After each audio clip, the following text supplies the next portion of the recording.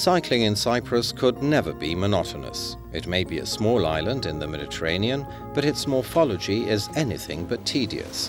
The variety of landscape renders cycling in Cyprus suitable for every style and difficulty, ranging from routes through picturesque scenery to ones that are challenging even to the professional biker. But no matter what your cycling style is, rough or gentle, you're about to discover that Cyprus is the place to visit with your two-wheeled friend. If you can't bring your own, facilities for renting a bicycle are available in all towns and resorts, as well as outlets where you can fix any possible problems.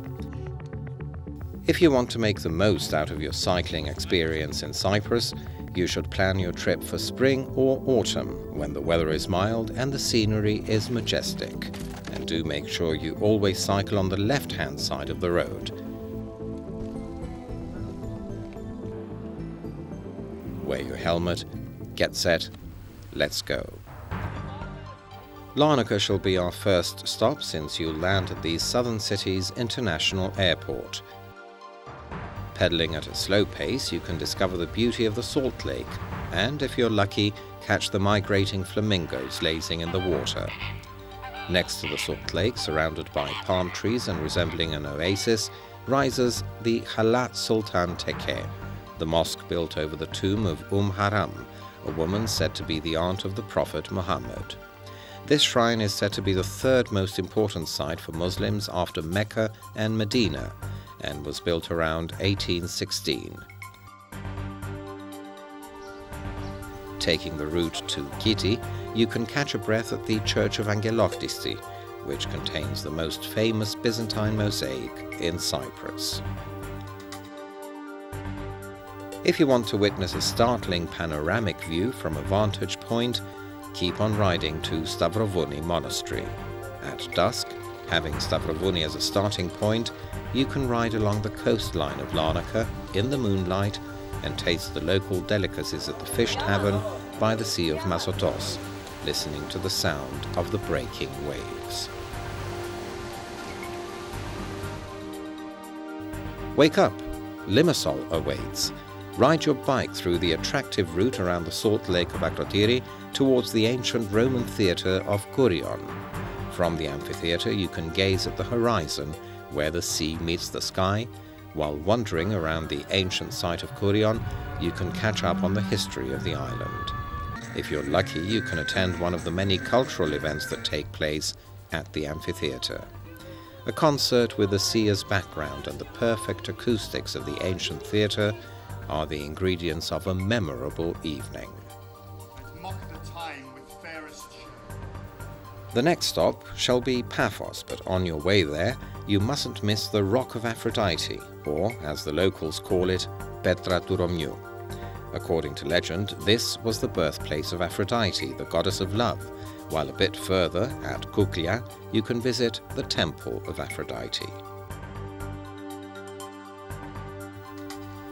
In Paphos, you can combine cycling with sightseeing, as the city is one of the island's richest in terms of archaeological heritage. You can begin from the Tombs of the Kings, an impressive site built between the 3rd century BC and the 3rd century AD, and continue with the mosaics of Nea Paphos, a site that dates back to the 3rd century AD and is included in the UNESCO list of World Monuments. There, you can see the remains of ancient villas along with mosaics portraying scenes from Greek mythology. Near the harbour of Paphos, you can find Saranta Kolones, or 40 columns, built in the 13th century in order to protect the harbour. Last but not least, you can visit the Paphos Fort, located at the picturesque port, and then have a rest at the pubs and cafes that abound in the area. Get geared up for some adventure, as the trip to the Akamas Peninsula promises a change of scenery and an experience far different from what you've already come across in Cyprus. The Akamas is a protected area, where you can enjoy numerous nature trails and their rich fauna and flora.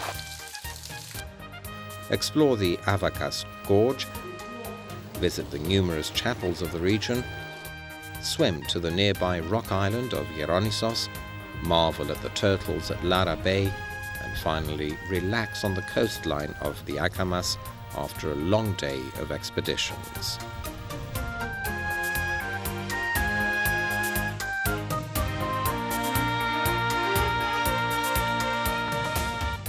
Be careful, there's rough cycling ahead. You'll definitely need a mountain bike for Troodos. On the Troodos Mountains, you can ride up to the highest point of Cyprus, that of Mount Olympus, and cycle through the valley of the Diarizos torrent.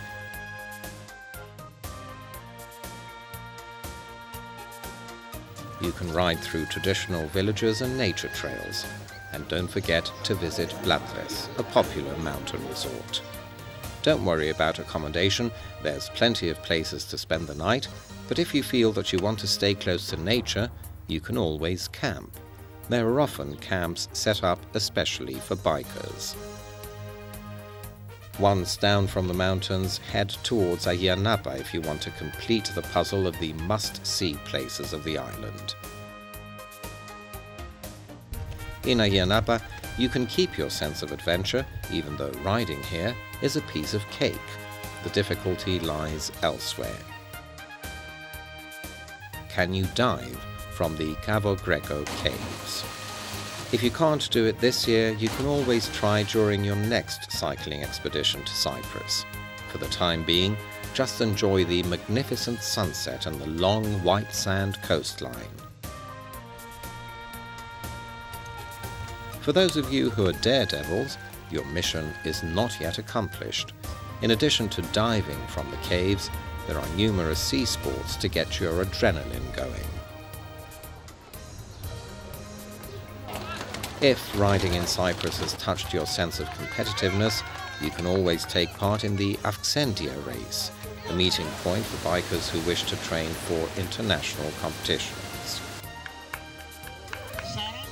Your virtual journey through Cyprus by pedal has come to an end. The real thing, however, does not even begin to compare to what we were able to show you on screen.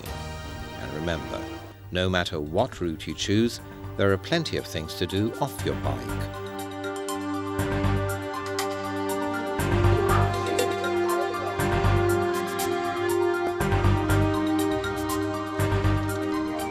You can indulge yourself while tasting the exquisite local cuisine and seek entertainment at venues that range from quiet wine bars to wild clubbing. You'll soon find out that it's not a rumour that Cypriots are extremely hospitable and friendly.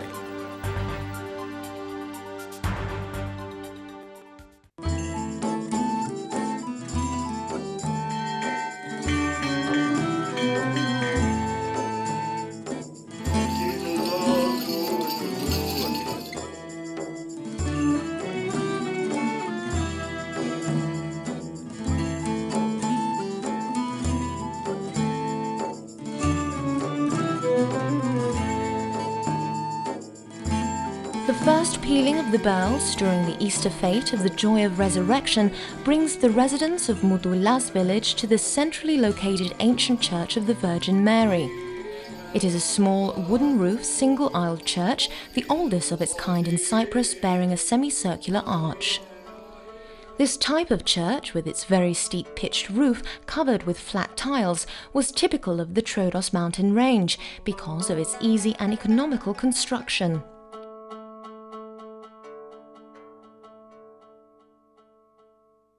The frescoes of the Church of the Virgin Mary in Moudoulas can be divided into two categories according to style and date of origin. The external murals were painted during the 14th century and reveal a strong Paleologian influence. The internal murals belong to the church's initial decoration, dating back to 1280, and comprise depictions of scenes from the life of Christ and images of various saints.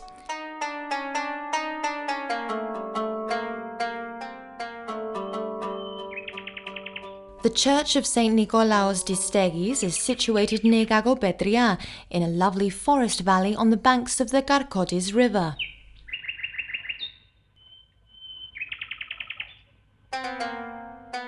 Architecturally, the church belongs to the domed cruciform and was originally built with neither the narthex nor the second pitch roof that hides its style today.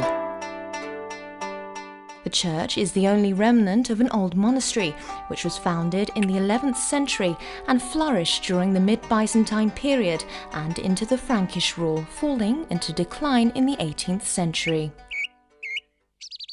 The church of Banaie Foviodissa, better known as Banaie of Asinu, was founded by Magistros Nikiforos Iskyrios in 1099.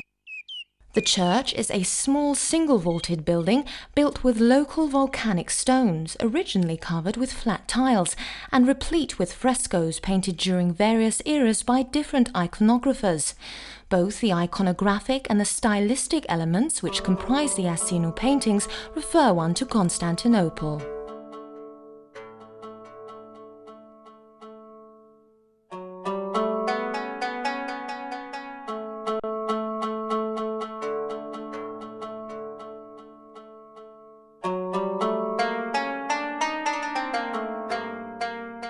The oldest narthex fresco is Banaie Foviodissa, which is over the original entrance of the church belonging to the original 1105 cycle.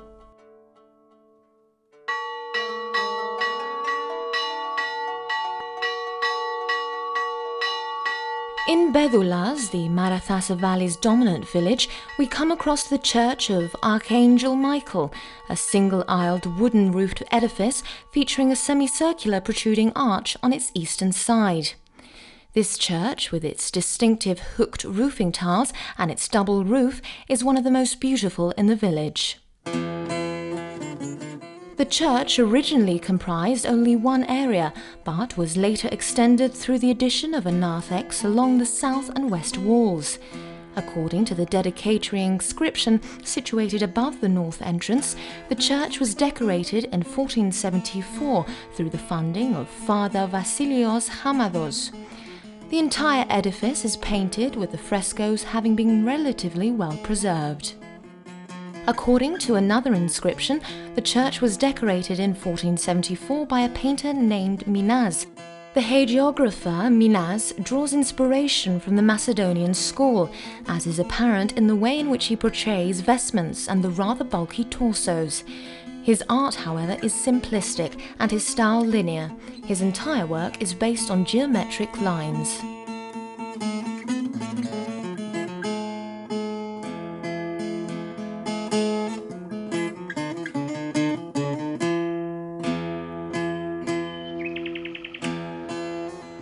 The monastery of Aios Ioannis Lambadistis is built on the right banks of the Sedrachos River.